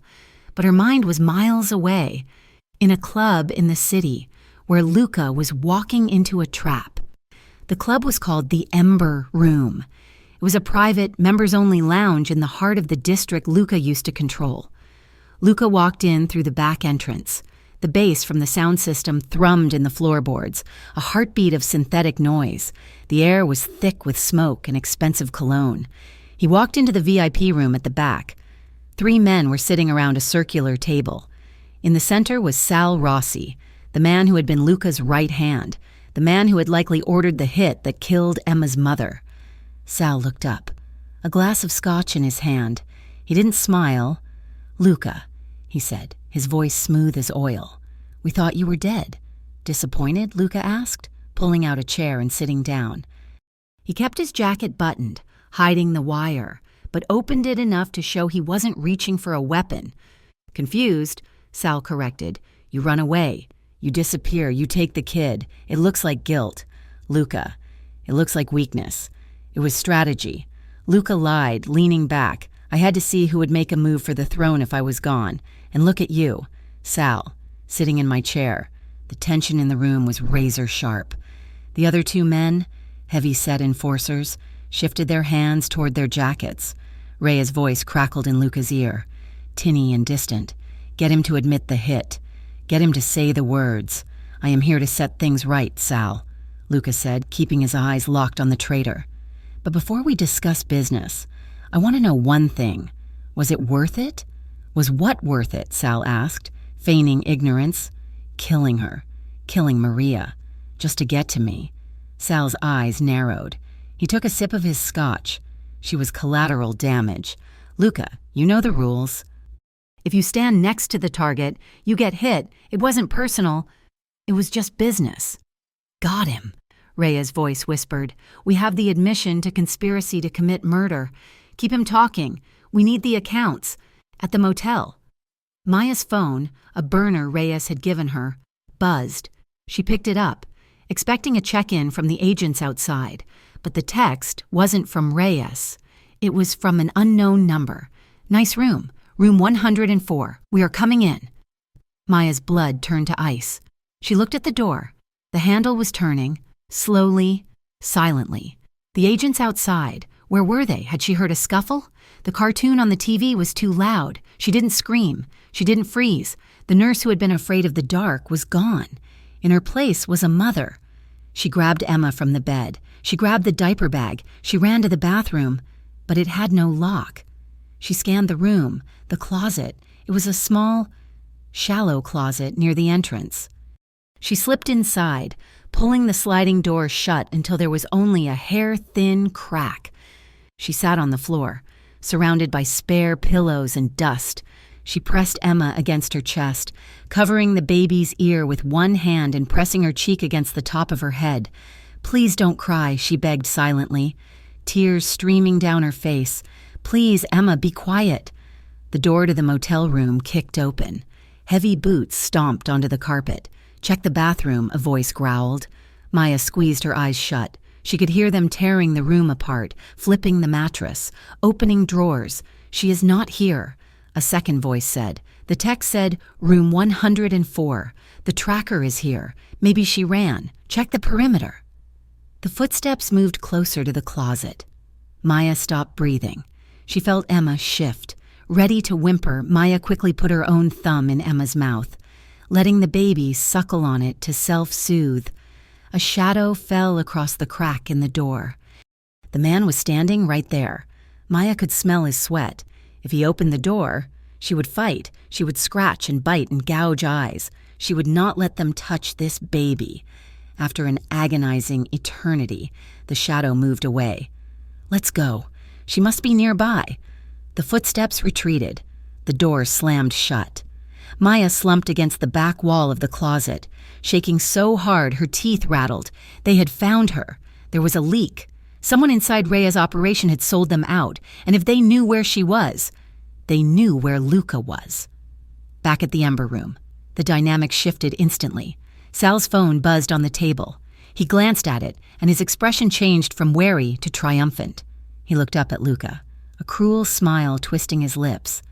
You are wearing a wire. Luca, Sal said casually. Luca didn't flinch, though his heart stopped. Is that what you think? I know it, Sal said. Because my guy on the inside just told me your girlfriend isn't where she is supposed to be. And neither are you. Sal reached under the table. Luca moved. He flipped the heavy oak table, sending glasses and bottles crashing to the floor. Take him down. Take him down, Reyes shouted in his ear. Sal fired. The bullet splintered the wood of the table right where Luca's chest had been. Luca drew the gun Reyes had given him, a standard-issue Glock, and fired back blindly as he rolled behind the bar. The room erupted in chaos. The two enforcers opened fire with automatic weapons, shredding the upholstery of the booths. Reyes, Luca screamed into the comms. "It is a trap! Get the team in here! We are breaching!" Reyes yelled back. "Alpha team, go! Go!" Luca popped up from behind the bar and fired 2 shots. One hit an enforcer in the shoulder, spinning him around. The other went wide. He scrambled toward the back exit, glass crunching under his boots. He needed to get out. He needed to get to Maya. He kicked the back door open and stumbled into the alleyway. It was a kill zone. A van was waiting. The side door slid open, revealing a man with a heavy machine gun. Luca dove behind a dumpster just as the alleyway was chewed up by bullets. Sparks flew as metal hit brick. Then, a deafening roar shook the earth. The car Luca had arrived in, parked 10 feet away, exploded. The force of the blast threw Luca backward. His head slammed against the brick wall. His vision went white, then black. The heat was intense, searing his skin. The sound was gone, replaced by a high-pitched ringing. He reached for his earpiece, trying to find Reyes, trying to hear a voice. "Reyes," he croaked, coughing as smoke filled his lungs. "Maya." In the mobile command truck 2 blocks away, Agent Reyes tore the headset off his ears as the sound of the explosion spiked the audio feed. "Luca," he shouted at the monitor. "Status, static, just static in the crackle of fire." The biometric readings on the screen, Luca's heart rate, his breathing, were flatlining or erratic. The signal was breaking up. "We lost him," a technician said, typing furiously. "Signal is gone." Reyes slammed his fist onto the console. "Get the extraction team in there. Now, in the motel closet." Maya's burner phone rang. It was Reyes. She answered it with a trembling hand. "Agent Reyes?" "Maya, listen to me," Reyes said, his voice urgent and panicked. "You need to leave the motel. Now, go out the back window. My team is compromised. You are on your own for the next 10 minutes. Where is Luca?" Maya asked, her voice rising to a scream. "Reyes, where is Luca?" There was a pause on the line, a pause that lasted a lifetime. "There was an explosion," Reyes said. "We lost contact." "No," Maya whispered. "Maya, you have to move. If you want to save Emma, you have to move now." Maya dropped the phone. It clattered to the floor of the closet. Dead. He was dead. The grief tried to paralyze her, tried to crush her lungs and stop her heart. But then she felt Emma stir against her chest. She looked down at the baby, Luca's baby, the only piece of him left in the world. Maya wiped the tears from her face with a furious, violent swipe. She didn't have time to die inside. She had a promise to keep. She kicked the closet door open, grabbed the diaper bag, and climbed out the back window of the motel room into the cold, gray afternoon, running for her life, carrying the ghost of the man she loved in her arms. The television mounted on the wall of the secure government holding facility was the only source of color in the gray. Sterile room. Maya sat on a hard plastic chair, her arms wrapped tightly around Emma, her eyes fixed on the screen with a terrifying intensity. The news crawl at the bottom of the screen was bright red. Breaking news: explosion and shootout at Harborview nightclub. Multiple casualties reported. The anchor, a woman with a grim expression, was speaking over grainy helicopter footage, showing a building engulfed in thick black smoke. Flames licked at the night sky, painting the clouds orange. Fire trucks surrounded the perimeter, their lights flashing in a chaotic rhythm, but they were keeping their distance, likely due to the reports of gunfire. Authorities have confirmed that the Ember Room is linked to the Moretti organization. The anchor said, "This appears to be the violent climax of the gang war that has plagued the city for weeks. There is no word yet on survivors." Maya felt a tear slide down her cheek. Hot and stinging, it landed on Emma's forehead. The baby was awake, staring up at Maya with wide, confused eyes, sensing the distress radiating from the only mother figure she knew. Maya pulled the blanket tighter around the child, rocking back and forth in a jerky, frantic motion. "He is gone," a voice in her head whispered. "You sent him there, and he is gone." She squeezed her eyes shut, trying to block out the image of the fire, but she could smell it. Even here, miles away in a federal building. She swore she could smell the smoke and the ruin.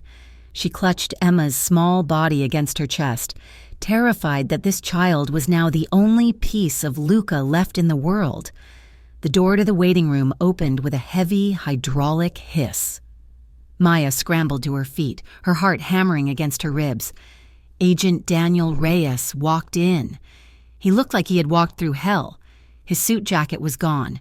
His white shirt was stained with soot and sweat, and there was a nasty burn on his forearm that had been hastily bandaged. He smelled of cordite and ash. Maya took a step forward, her breath catching in her throat. "Where is he?" Reyes stopped, leaning heavily against the doorframe as if his legs might give out. He looked at Maya, and then at the baby, and his expression was impossible to read. It was a mixture of exhaustion and grim professional detachment. "We are still clearing the site." "Maya," Reyes said, his voice raspy. "That is not an answer," Maya cried, her voice echoing off the concrete walls. "Tell me he is alive. Reyes, tell me you didn't let him die in there." Reyes rubbed a hand over his soot-streaked face. It was chaotic. The explosion went off prematurely. "We lost the feed right before the blast." Maya felt her knees weaken. She staggered back, sinking into the chair. "No. Listen to me," Reyes said, stepping closer. "The last visual we had. Luca wasn't running for the exit. He was dragging someone. He went back into the main room to pull one of his lieutenants out. Then the feed cut. So he is buried under that building," Maya whispered, the horror hollowing her out. "We have recovered some bodies," Reyes said gently. "He's not among them. Not yet. There is still a chance. Maya, but you need to prepare yourself." Maya stared at the floor, the world narrowing down to a single point of pain. She had just found him. She had just realized she loved him. And now, he was ash.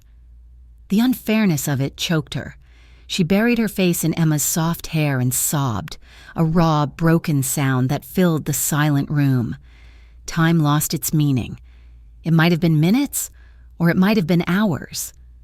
Maya sat in a daze, watching the news loop the same footage of the fire over and over.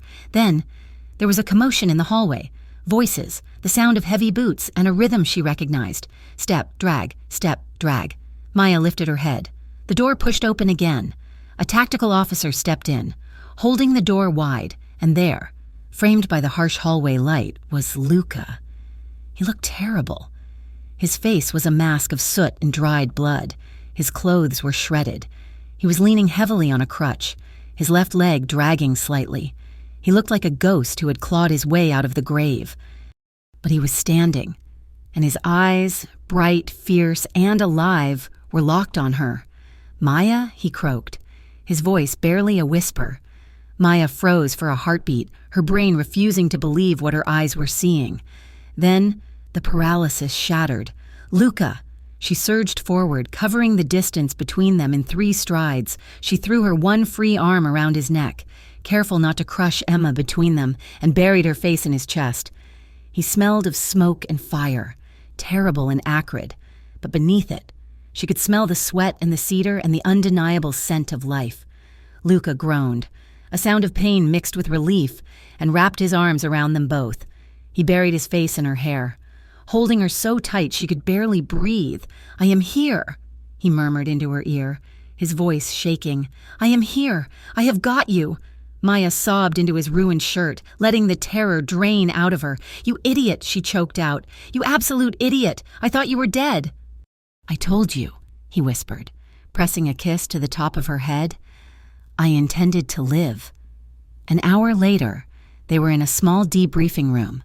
A medic had cleaned Luca's wounds, mostly cuts and bruises, though his ankle was badly sprained, and he was sitting on the edge of a table, holding a bottle of water. Maya sat next to him, Emma finally asleep in her arms. Reyes stood by the door, looking cleaner but no less tired. "You did good." "Luca," Reyes said. "The recording survived. Sal Rossi confessed to the conspiracy, the hits, everything. We have him in custody. He's singing like a bird to cut a deal. We rounded up 3 other capos within the hour. The Moretti organization is effectively decapitated." Luca nodded slowly. "It is over." Then, "The war is over," Reyes agreed. "But the danger isn't, you know that.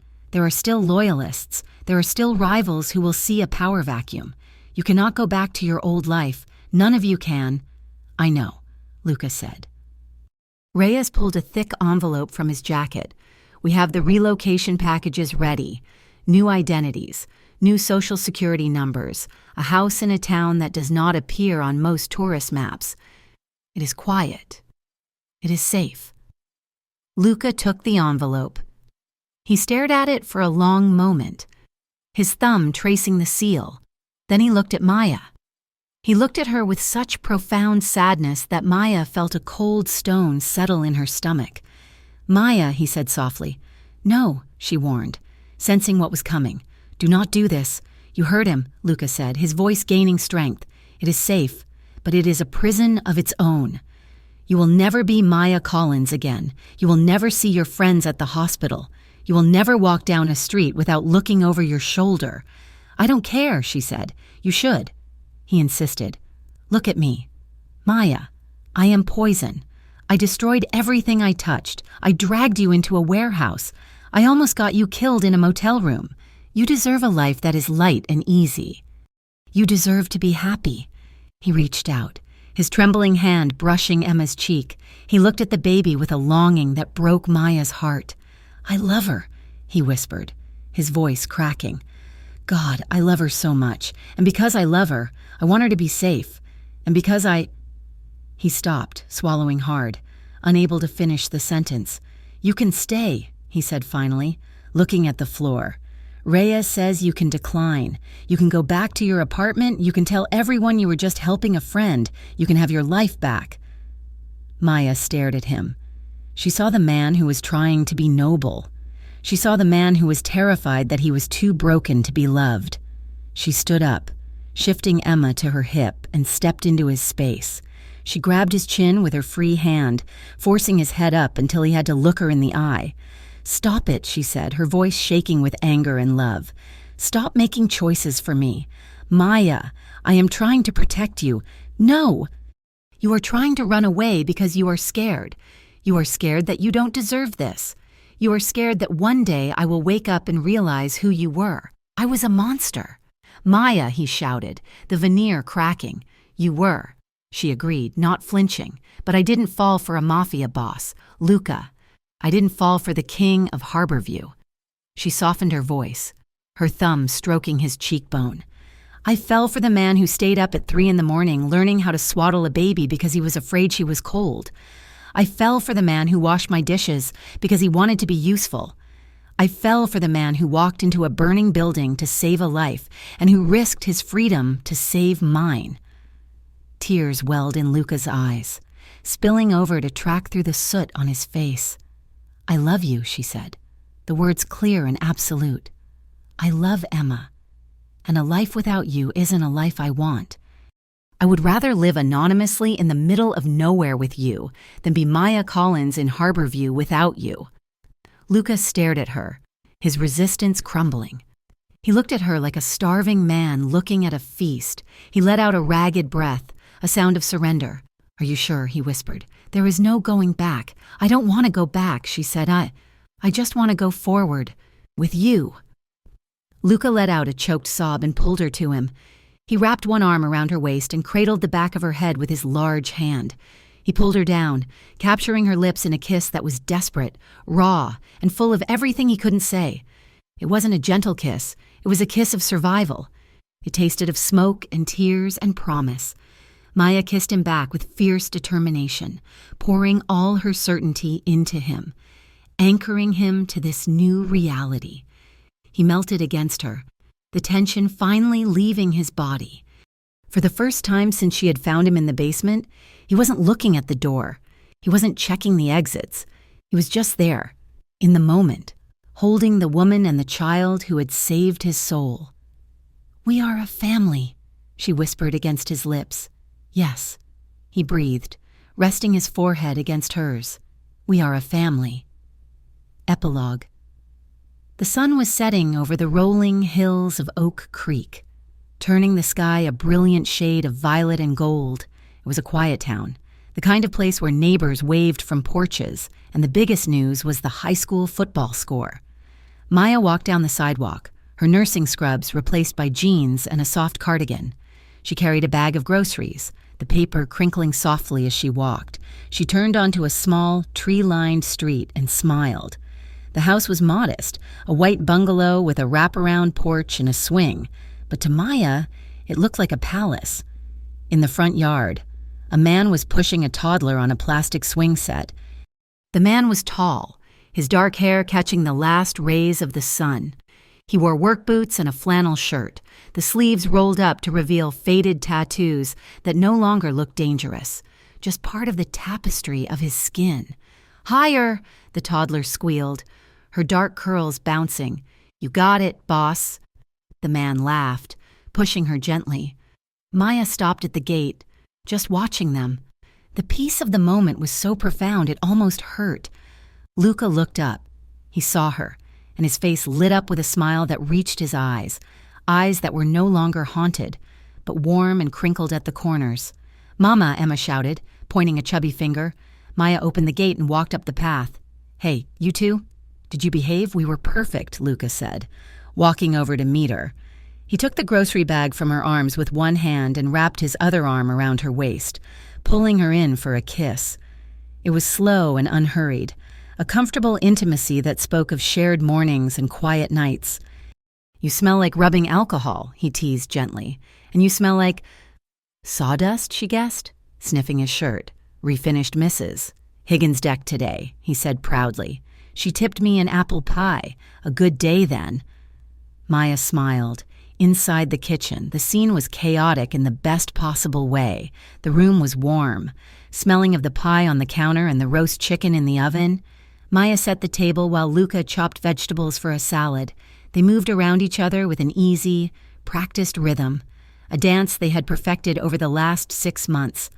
Emma sat in her high chair, banging a spoon against the tray with rhythmic enthusiasm. "Ba-ba-ba," she chanted. "I think she wants in on the salad," Luca said, tossing a piece of cucumber onto her tray. Emma grabbed it instantly, inspecting it with serious suspicion. Luca wiped his hands on a towel and leaned back against the counter, watching Maya. She looked up and caught him staring. "What?" she asked. "Nothing," he said, a soft smile playing on his lips. "Just thinking about how lucky I am." He crossed the small distance between them, trapping her playfully against the counter. He slid his hands to her hips, his thumbs rubbing circles on her waist. "You know," he murmured, leaning down so his lips brushed her ear. "The preschool has a parents' night next week." "I know," Maya said, shivering at the sensation. "I put it on the calendar, and I was thinking," he continued, his voice dropping lower, "maybe in a few years, Emma might need a sibling, to share the swing set." Maya looked up at him, her heart skipping a beat. "Is that a proposal?" "Mr. Miller?" she asked, using his new surname. "Maybe." He grinned. "Just testing the waters. I think the waters are warm," she whispered. He kissed her then, deep and full of promise. In the background, the small television on the counter was playing the evening news on mute. A headline flashed across the screen. "Final trials for Moretti Syndicate begin." Luca didn't look at it. He didn't even flinch. He simply reached out one hand without breaking the kiss and pressed the power button. The screen went black. The past was gone. "Let's eat," he said, pulling away and turning his attention back to the two most important people in the universe. After dinner, as the stars began to poke through the twilight, they stepped out onto the porch. Luca held Emma in one arm, her head resting sleepily on his shoulder. He extended his free hand to Maya. She took it, lacing her fingers through his. She felt the roughness of his palm, the calluses from honest work, and the steady, solid warmth beneath. They stood together, looking out at the quiet street, listening to the crickets and the distant bark of a dog.